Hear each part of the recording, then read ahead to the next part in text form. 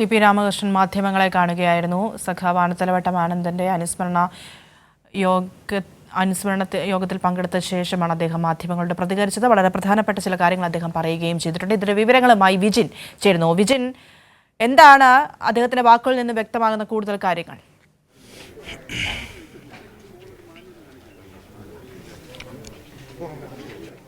എന്തായാലും ആനത്തലവട്ടം ആനന്ദൻ്റെ ആദ്യത്തെ ഓർമ്മ ദിവസമാണ് ഇന്ന് CITU വിപുലമായ രീതിയിൽ സംസ്ഥാനത്ത് ആചരിച്ചുകൊണ്ടിരിക്കുന്നത്.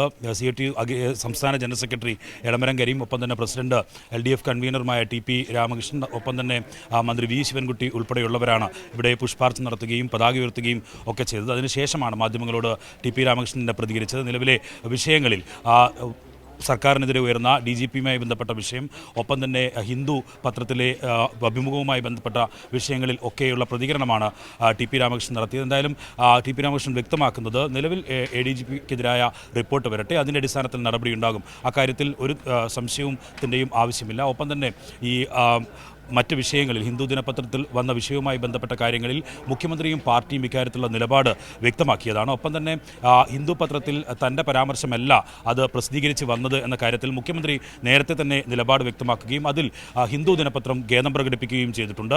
അതിനുശേഷം പാർട്ടിയും അക്കാര്യം ചർച്ച ചെയ്ത് പാർട്ടി സെക്രട്ടറിയും ഇക്കാര്യത്തിൽ നിലപാട് വ്യക്തമാക്കുകയും ആ പ്രശ്നം അവസാനിച്ചതുമാണ്. പിന്നീട് വീണ്ടും PR ഏജൻസി ഉൾപ്പെടെയുള്ള വിഷയങ്ങളിൽ മാധ്യമങ്ങൾ വിവാദങ്ങൾ ഉണ്ടാക്കാൻ നിരന്തരം ശ്രമം നടത്തിക്കൊണ്ടിരിക്കുകയാണ് എന്ന കാര്യവും ടി.പി. രാമകൃഷ്ണൻ പറഞ്ഞു. ആ വിഷയം അവസാനിച്ചു കഴിഞ്ഞു. മറ്റൊന്ന് NCPയിലെ മന്ത്രിമാറ്റവുമായി ബന്ധപ്പെട്ട കാര്യമാണ്.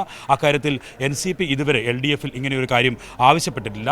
മന്ത്രി മാറുന്ന കാര്യവും മന്ത്രിയെ നിയമിക്കുന്ന കാര്യവും ഒക്കെ തീരുമാനിക്കുന്നത് മുഖ്യമന്ത്രിയാണ്. അക്കാര്യം NCP ഔദ്യോഗികമായി ആവശ്യപ്പെട്ടാൽ അതിലുള്ള തീരുമാനമെടുക്കും. നിലവിൽ അത്തരത്തിൽ ഒരു തീരുമാനവും കൈക്കൊണ്ടിട്ടില്ല എന്ന കാര്യവും വ്യക്തമാക്കുന്നു. ഒപ്പം തന്നെ ഈ വയനാട് ദുരിതാശ്വാസവുമായി ബന്ധപ്പെട്ട കാര്യങ്ങളിൽ ഇതുവരെ കേന്ദ്ര സഹായം ലഭ്യമാക്കാത്തതിനെ ഇന്നലെ വി. മുരളീധരൻ പറഞ്ഞത് സർക്കാർ കൃത്യമായ കണക്കുകൾ നൽകാത്തതിനാണ് പണം നൽകാത്തത് എന്നാണ്. സർക്കാർ എന്നാൽ അത്തരത്തിലുള്ളൊരു നിവേദനം നൽകിയിട്ടുണ്ട്. അതിൽ ഇതുവരെ ഒരു നടപടി കേന്ദ്ര സർക്കാരിൻ്റെ ഭാഗത്ത് നിന്ന് ഉണ്ടായിട്ടില്ല.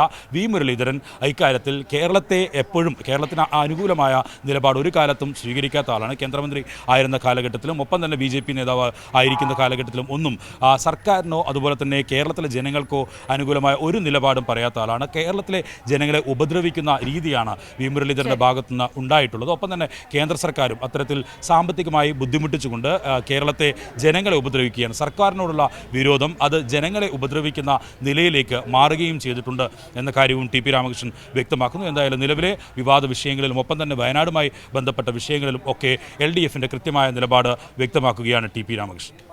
ശരി, വിജിനാണ് വിവരങ്ങൾ തിരുവനന്തപുരത്ത് നിന്നും നൽകിയത്.